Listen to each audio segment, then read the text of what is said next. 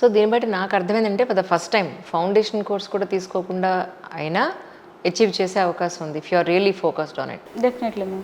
అంటే మీకేం కన్ఫ్యూజన్ లేదా స్టార్టింగ్లో ఇది ఏం చదవాలి, ఇది అనవసరంగా చదివేస్తున్నానేమో, అంటే చాలా అవైలబిలిటీ చాలా ఉంది కదా యూట్యూబ్లో మనకి, అందుకని సో అది ఎలా చాలా కట్ ఆఫ్ ఉంటుంది మ్యామ్, చాలా ఉంటుంది. నాకు రిజల్ట్ వచ్చినాక మనం కాన్ఫిడెన్స్గా కనిపిస్తాము, కానీ రిజల్ట్ వచ్చే వెనక రోజు కూడా మనకి ఇంత కాన్ఫిడెన్స్ లేదు. ఇప్పుడు నాకు మాక్ ఇంటర్వ్యూకి వెళ్ళినప్పుడు కూడా నేను కరెక్ట్ చెప్పినానా లేదా, అంటే ఇంటర్వ్యూ అయిపోయినాక నేను ఈ క్వశ్చన్స్కి ఇట్లా ఆన్సర్ చేస్తే బాగుంటుండే, ఇట్లా నేను ఇట్లా చెప్పినా అని కొంచెం ఉంటుంది కదా మేడం. అంటే ఇంత కాన్ఫిడెన్స్ అయితే మనకు ఆ స్టేజెస్లో రాదు, బట్ అయినాక చెప్పడం ఈజీ. బట్ ఆ స్టేజ్లో మనము అది కన్ఫ్యూజన్స్, ఇది ఓవర్ రీడ్ చేస్తున్నామో లేకపోతే ఇంకా తక్కువ చేస్తున్నామేమో, వేరే వాళ్ళందరూ మంచిగా చేస్తున్నారేమో అన్న ఫోమో అయితే ఉంటుండే మేము.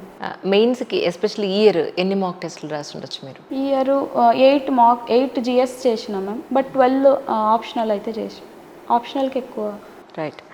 అలాగే హాబీస్ కూడా అడుగుతారు కదా, ఏం పెట్టారు అందులో హాబీస్లో మీరు? హాబీస్ మేము, నేను కిచెన్ గార్డెనింగ్ ఇంట్రెస్ట్ ఉండే, నేను అగ్రికల్చర్ గ్రాడ్యుయేట్ కాబట్టి.